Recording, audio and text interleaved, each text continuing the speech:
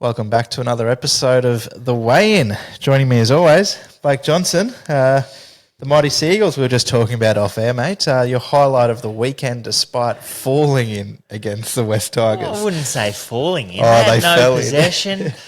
Cherry Evans' kicking game was shit house, which is not the norm. He did put one on a 10-cent piece for Jason Saab to win the game, good. though. That was a good lead by Saab, I have to say. Yeah, a little bit of a bubble. Turbo hurt his groin, out for a couple of weeks, but that's okay. Is it a couple of weeks? Brad Parker, he's out for a while. Big Red. Actually looked a bit like Brad Parker. Oh. That's a wrap. He's one of my favourite players. He's a redhead. Nothing wrong with being a redhead, but Sonny's going to be a redhead, actually. So I always call Brad Parker Sonny. Sonny's my son. He's 2-year-old. Yeah. So he loves footy. Hopefully he's as tough as Brad Parker is. Good player. I like Brad Parker. He's solid. He just hits holes, tackles everything that runs at him, and doesn't do too much wrong. No. You know who else is solid? Malkovich. Yes. Is that what you were going to say? I was going to say Hawaii 5-0, but yeah, that was a good win. That was a great win. He's built like a brick shithouse. He's a smart horse. Yeah. I think, he had like the fifth best last 200 metres of the day. He was eased down. He was going to win a long way from home. I tipped him, but I thought he was quite well found in the market. But as it turned out, he was the best set up horse for the race because he'd had that run for Gay. He ran second to Major Bill. Major Bill? The Derby winner? The Derby winner first up. Yep. And then went to Gay, had that run, break between runs, watched the clock beat him there, and then he was sort of just freshened up and he was set for this race and Nash stuck and Nash could have rode another horse in the race as well. So I think Nash could have rode Cote. So there was a sneaky suspicion that this horse was going to explode and explode he did. He did. Malkovich, he might not have necessarily exploded, but the gelding operation did wonders. I think there's a few blokes that should be lining up for one of them. Yeah, so that was his career peak.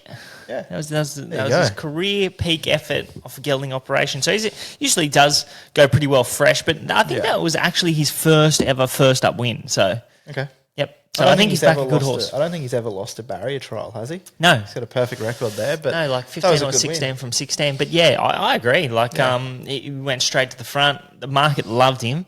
I think the market loved him because he started $2.90 in that race last year. Yeah. And that was on a heavy surface, and he found one better. Gets a good track, potential to improve with the gelding operation. Was going to find the front. The favourite, Andermatt, who looked hard to beat off that really good Galaxy run, there was potential for him to be luckless. Yep. So he was just an easy horse for the bookies to take on. Yep. Good map horse, Malkovich, isn't he? Straight to the front. Well, if you back horses that go forward, that's right. Horses that go forward and land in the first two have twice as good a strike rate as horses that go back. There you go. Yeah. Find the leaders. Find them. Yep. New mandate. He was one for the trial stars. Members, very good. It wasn't the found by you. Yeah. The market liked him. He did. He trialled super, and potentially he was always like the best horse in the race. I do my stuff off figures, and I had him second pick because he just trialled so well, and I took that 50 or 60 to 1 first up. Yeah, that's what I was saying on the way down. I was talking to a mate and said pretty much the same thing. It was hard to take the $6 on Saturday when you take $61 the start before that. Great run at $61, but then your SP profile, you've got to take a tenth of the price. And yeah, he won a $6 winner. You're always happy with that, but it's a little bit of salt in the wound almost, isn't it? Yeah, definitely. And I guess J-Mac, you had to pay the J-Mac tax because he probably had a few choices in that race. Yep. And he decided to ride New Mandate. I did hear Charlie Duckworth post-race. I don't know if you heard that, but obviously they had a couple of runners in the race, and Charlie said, well, James went and rode him at the trial last week, and he got off, and he said, whoever you're going to give me to ride in the Hawkesbury Cup, I want to be on this horse. So that was probably a fair push. Would have been nice to know that pre-race. Yeah, definitely. Come on, Charlie. Yeah. I was on Lord Ardmore. Lord Ardmore. I thought he was luckless. I Yeah. thought he was really good. He was slow to begin, had him landing probably third or fourth, and he was out the back in a slowly run race. Had no luck in the run home. Found the line nicely. I don't know whether he would have beat the winner, but he probably should have finished much closer to him. Yep. So A nice 2-year-old race earlier in the day. Zardozi was a winner of that. Very impressive win. market was against her too. Yeah, it was. $1.85 or so out to about $2.90. But whoa, she knuckled down. It sort of reminded me of the win of In Secret early days, like when she just. Yep. But the times didn't really back it up. She didn't have the closing sectionals, so it looked good. And I think she has plenty of upside. She's won 3 from 3 now, so. Times aren't everything, so I'll be interested to see what she does next time on the track. We'll talk about this next race a little bit more in depth in a second, but I want to talk about the winner first. Pretty amazing. She was pretty dominant. It was over a long way out. I think Nash was on her as well. There's a race in Brisbane. I think it's called the Magic Millions National Classic, 1,600 metres, maybe on Oaks Day, so the week before the Stradbroke, 3 weeks before the Tats Tiara. Waller had the first 4 last year. It was Kiku, Nudge, a Tissue, and Yeah, I remember that race. something else that's run 4th. Should be a nice race for her. Yeah, I remember that race. That was a real bunch finish. Yeah. Was it a bunch finish? Yeah, I reckon so. it was a bunch Yeah. finish. Yeah, I remember that race. I think I backed. Did Kiku win? She did. I think I backed Kiku that day. Back Nudge. Oh, unlucky. A Tissue's gone on to good things. Yeah. She's what a Group 1 winner now. Yep. Yeah, good win. Pretty amazing. She beat Hope in Your Heart one day at Goulburn. I think that was in like. Was that the Kembla Classic? It was the that got Kembla moved to Classic. It Goulburn? got transferred. Yeah, it was a really wet track. And I backed Hope in Your Heart, and Pretty Amazing won the race. So I remember that. yeah, that was. Well, Hope in Your Heart's a one good of horse. those. Yeah, geez. Yeah. I don't know if they clash now. I think I'd rather be on Hope in Your Heart. Definitely. Yep. So. Me too. Oh, racing, eh? That's right. Much else to touch on first, mate, or we want to get into a couple of horses to follow? We've got no group racing in Sydney this weekend, but we're back into the metropolitan area. We're at Rosehill Gardens. There's a benchmark 100. Coal Crusher goes around. I see he's in the early markets, Democracy Manifest favourite, but we were just talking earlier, Coal Crusher could be the one to beat here. Yeah, I reckon all in play, I think Coal Crusher's ready to win. I thought he was ready to win last start. He did enough in his first 2 runs back from a spell, and then the market just absolutely adored him last start. I think he nearly started favourite. I think we took about $8, and he ended up starting about $3.50 or something. Yeah, somewhere around that number. I was going to say $4, but found the front. The blinkers went on, let it a good clip, and just knocked up over that last 200 metres. So I reckon I thought he was ready last start, but I'm going to give him one more chance based on his SP profile, and the blinkers are on, which they were on last start. But What price was he? He's about $5 or $6. I think he's 8. I think he went up 8 and he's into 6. I think $6.50 with Sportsbet. So I think that's a good price considering Malkovich is coming out of benchmark grade. He's coming out of a Group 3 race in which the market liked him. So I think you'll find the front, and I think you'll give him plenty to catch. He hasn't won over 1,400 metres, but it seemingly is going to suit him. It's I sort would of have thought so. That surprises me that he hasn't won over 14. Yeah, I think he's run some good races over 1,400 metres, but he hasn't won over the trip. Yeah. Anything else from the weekend? Any highlights? Not from me. Mornington Cup. Yeah, Mornington Cup. We got Right You Are, Caulfield Cup. Yep. Start. Good win. Tough win. I think Dan O'Sullivan came out and said that might have been a career peak for him too. So a horse that what did we say he's run 20th up? Yeah, something like about that. Top 2, 7 starts in a row or something, 6 wins in it. He's a good horse. Good horse. I'll be interested to see if he measures up in a Caulfield Cup. I don't really do the form in Melbourne, but from all reports, that was a very strong Mornington Cup. And He's a Shocker's come out of some really strong races. Yes. Were you on He's a Shocker on the weekend? I didn't have a bet in the race, but I've got a ticket on him in the Doomben Cup, and I've backed him. That's why I was sort of pulling his tail, because I backed him in the Australian Cup first up where he was stiff. I backed him each way in the Queen Elizabeth where he ran 4th, and then I didn't back him in a Mornington Cup, so obviously the much easier of the 3. And it was 2,400 metres. It was. Test. That was the test for him. So Well, that Q22, you're coming back 200 metres is going to be perfect for him as well. You would think so. I hope they come back for the Doomben Cup. They probably as well. will. They're I probably think they running will. both. Yeah. So, He can win- he he's a can good win the horse. Q22. He got tired late and he wanted to run out. Yeah, and even if he there had was have contact, got the Bob yeah, in the photo, I think definitely he would have loses lost in it. protest. Definitely would have Yeah. lost it. It was a very slim margin to right you are. You only got it was a bob of the head in the finish, and the judge took a long time. I haven't seen the photo. Long time to come up with a number, but I guess they just saved themselves half an hour because, well, maybe 15 minutes because that was a pretty black and white decision. Yeah, I think so. It was always going to be going right you are's way, one way or another. I agree. Yep. We had the first sort of Oaks preview in Queensland, the Princess Stakes. Did you get a chance to watch that? Street Gossip.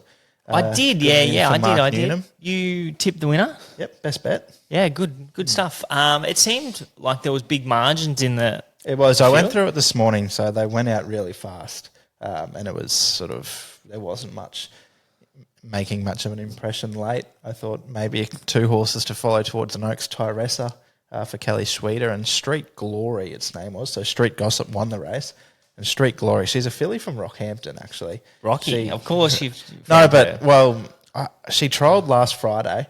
I put her in the black book, and I said, be on this horse back to Class 1 company wherever she goes. She ran third in the big cap sales race up there. And then they went straight to a listed race, and she got a long way back. She was 80-1. Worked home. She probably finished 9th or 10th. But if they go back to Rocky, she'll win wherever she goes. Okay. Yeah. Well, I'll put her in my black book. Stick her in your black book. They might even stick How her far at the was same that distance. race? That was a mile. A mile. So and how... 2200's the Oaks. 2200. Well, a fast run mile, I guess they're probably all going to be coming out of the right race. That's right. So, Yep. yeah, bring it on. Yeah.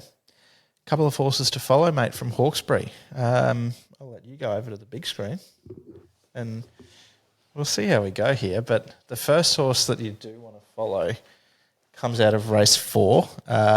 It was the race that Pretty Amazing did win. Unspoken was the strategy bet there for members. A little bit stiff. He probably could have won the race, but we'll pick this up from about the 600 here.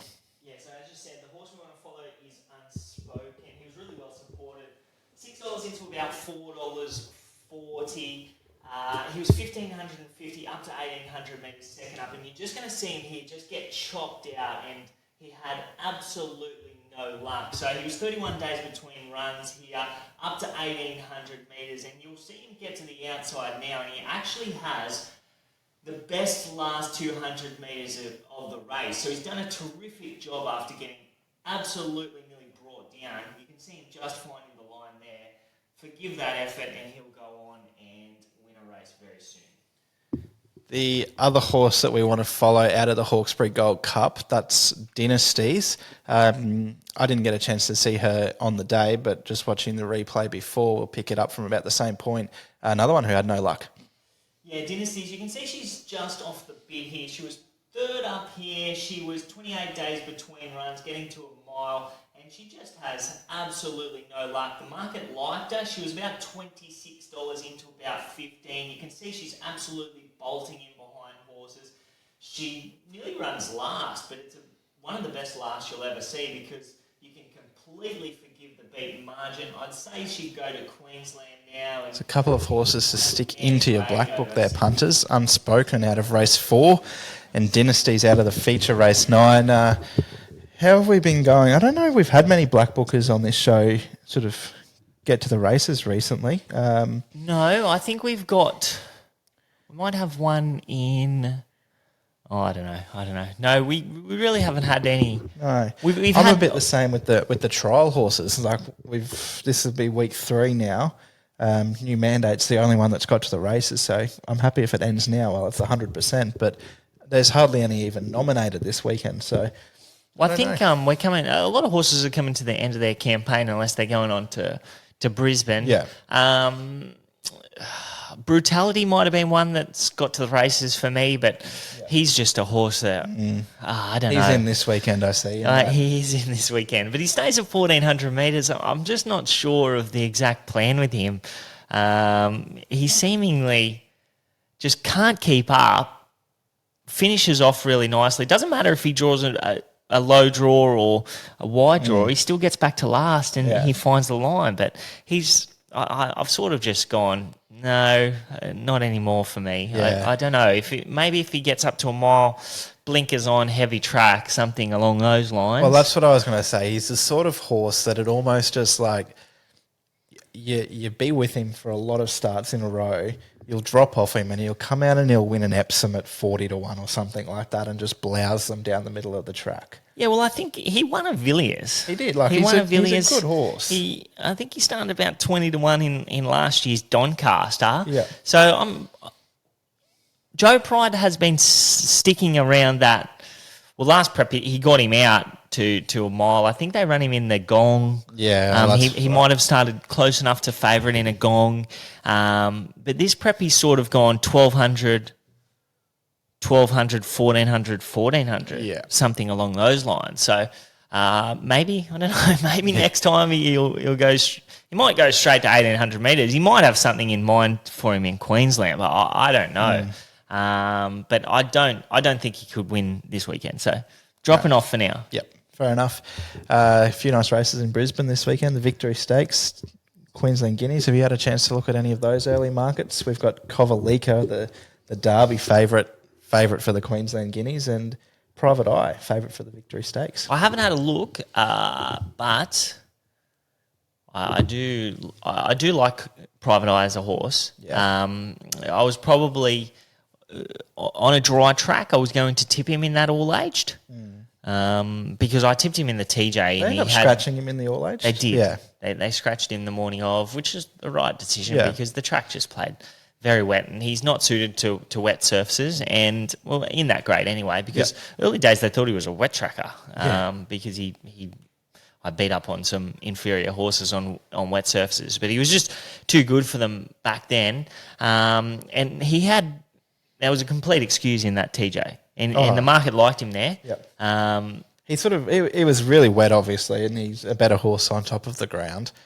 He was probably in the worst part of the track back to the inside, and then I got chopped out at about the 800. Did he get completely poleaxed and put through the fence? And he got eased down, so that was a complete excuse. I think he could have bounced back in that all age, whether or not he would have beat the winner, because the winner is a very good horse. But I think like that $2.50 6-4 quote that's available, I reckon that's pretty good odds. I thought it was insane value. Maybe not insane value because it's $2.50, but it's if he draws it's a low, Group 2 weight for aged on a big dry track that he's had 3 starts at. He won the Queensland Guineas 2 years ago. He ran second in the Stradbroke last year, and he ran 7th in the Kingsford Smith Cup, beaten 2 lengths where he was stiff. So he loves the track. Yeah, he's definitely going to be hard to beat. He's probably an odds-on pop. I haven't seen the rest of the field. A lot of speed in it. Was this race? Did Emerald Kingdom win this race a couple of years ago? He quite possibly could have. Because I reckon I backed him, and he was like 80-1. Maybe. And he Counter Rupee won it last year. He got up the inside I and beat remember that. Scalapini. Yeah. I think maybe 2 years ago I backed him. Could be right. And I reckon... Or was it a BTC Cup that he won? I don't know. But I remember Robert Heathcote got on the radio. That's why I backed him, because he was like, he's not an 80-1 chance. He would have been second up. That's when he flies. Yeah, something like that. So, yeah. Good judge, that Robert Heathcote. He is. Yep. Got the Archer this weekend too. Star Tonte's favourite. Star Tontes, the horse that you identified. Yeah, she's a Group 1 winner. She is. She knocked me off that day. I backed the second horse. Looked certain to win. Snap Dancer. Yeah, off and gone. Shot to the front. I think I got to the track. So that's the day I was actually talking about it on the live video. We had Mystic Aroma go to Gatton. We went out to Gatton. She got beaten as $1.40 favourite, and I said, stuff this. We're leaving Gatton. We'll go back to Eagle Farm for Tats Tiara Day. We got there about half an hour before that. One of the boys was on Snap Dancer, and I don't want to say he went the early crow, but he went the early crow. She was home. She was home. She was home. I reckon she was heavily supported too that day. I reckon she was like $8 into about $4, and I was like, this is all over. Count your money before they jump, and then count it again at the 300 when she was in front by 4. Jeez, yeah, she was a good mare too. I think she's retired now. She is. Group 1 winner. Good mare. She won about 1, 2 or 3. Turned a Memsy or something. Memsy and a Sangster. Yeah. She was a great mare to me, actually, because I reckon I backed her in both those. Yep. I backed her in that Sangster, and she was like $26 20 to 1 or something. Yeah. And then I reckon I backed her in the Memsey, and she was it's like 8 or 9 to 1. I think. yeah, I wasn't think she? she was like 14 in Yeah. to that or something like that. So Again, she was second or third up against a lot of sort of horses that were going to be on a Cox Plate path. yeah, that's first right. Up, and she was going to take complete control of the race, yep. and she got the job done. Just that win. Yeah, we'll take it. Yep, that's it from us punters. I don't know. We're yet to work out. I won't be here next Monday. I've got a wedding. Brody, who, if you're a listener of Tongue Tied, the early days of Tongue Tied, he gets married. So Yeah, we'll miss you next week. Yep. So we'll see. We might do a later edition of the weigh-in or something on the Thursday. We'll see how we go. Yeah, that sounds good. Yeah. We'll do something like that. Yep. Good luck out there, punters. The Locked In's back this week. It's back Tongue with a Tied bang. back. It's all happening. Tongue tied. It's going to be a big week. It is.